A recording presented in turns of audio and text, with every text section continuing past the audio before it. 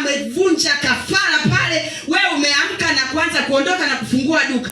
Bwana Yesu asifiwe. Bwana Yesu asifiwe. Lakini ukishaingia kwanza na Bwana, haijalishi wamepiga kafara, haijalishi wamesema maneno, haijalishi wamemwaga damu, una damu ya Yesu pekee ambayo inatakasa na inasafisha na inafuta kila uharibifu na kila roho za mauti katika biashara walizonena. Roho Mtakatifu anaachilia uzima ndani ya biashara. Wamefunga biashara isionekane. Wateja wakipita hawaoni na hawakuelewi unauza nini katika ulimwengu wa roho. Lakini ipo damu ya Yesu inayofuta kila laana, kila maneno, inaondoa giza. Bwana Yesu asifiwe. Bwana Yesu asifiwe. Bwana Yesu asifiwe. Achilia damu ya Yesu. Achilia damu ya Yesu kwa watoto. Kabla hawajaenda shuleni, uwe na kawaida kama mama kuamka mapema. Amka mapema. Amsha familia. Ukishaamsha familia, omba. Kuna wengine wanapenda lakini wengine hawapendi. Wewe ingia kuomba. Omba, achilia mkono wako, gusa vichwa vya watoto, gusa vichwa vyao. Achilia damu ya Yesu. Tamka neno juu yao. Tamka ulinzi juu yao. Neno la Bwana linasema, watoto wangu watafundishwa na Bwana, na njia na furaha yao itakuwa kubwa, na watakuwa mbali na kuonewa. Kila roho zote zinazowaonea, kila mashambulizi katika ukuaji wao, katika masomo yao, kwa marafiki, maajendi, si wote ambao wako sawa. Wengine ni watoto lakini wanawanga. Wengine ni watoto lakini wanaruka, ni wachawi. Wanapata nafasi ya kuwafundisha watoto. Wanafundisha kizazi chetu. Wanafundisha ni mzazi na mtoto lakini hujui. Kumbe mtoto anaruka, amefundishwa, amewekezewa mapando ya kichawi.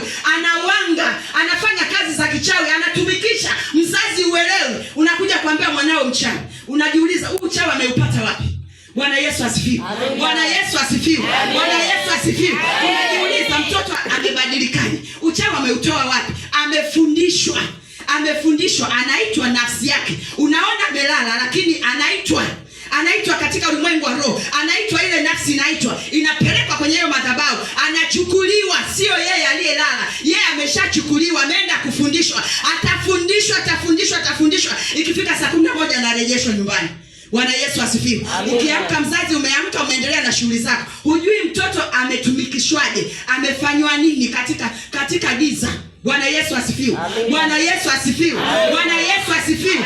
Anza na neno la Bwana. Tamka neno la Bwana juu ya familia. Tamka neno la Bwana juu yako wewe mwenyewe. Jitamkie neno la Bwana. Adui hapendi ulivyosimama. Hapendi umeacha kitanda kulala. Unasema naenda kwa Bwana Yesu, nikamsikie Bwana anasema nini juu ya maisha yangu. Adui hapendi, ni vita kwako. Simama, tamka neno juu yako, juu ya imani yako. Imani yako isipigwe, imani yako isirudishwe nyuma. Bwana Yesu asifiwe. Amina. Bwana Yesu asifiwe. Paulo wakati anafundisha, alitokea mchawi, akawa anapiga ile imani ya watu wasipokee neno la Bwana. Wasipokee neno la Bwana. Paulo alivyomuona akamkemea, akamwambia, kuanzia leo uwe kipofu, usione tena.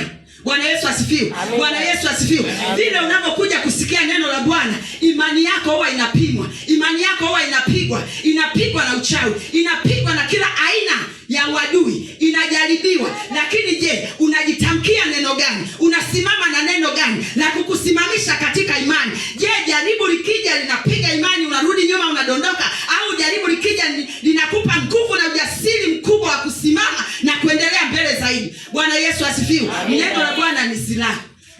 Bwana Yesu asifiwe. Bwana Yesu asifiwe. Bwana Yesu asifiwe. Anza na neno la Bwana. Tamka neno juu ya biashara. Tamka neno juu ya ndoa. Tamka neno juu ya mume. Tamka neno juu ya mke. Bwana Yesu asifiwe. Bwana Yesu asifiwe. Bwana Yesu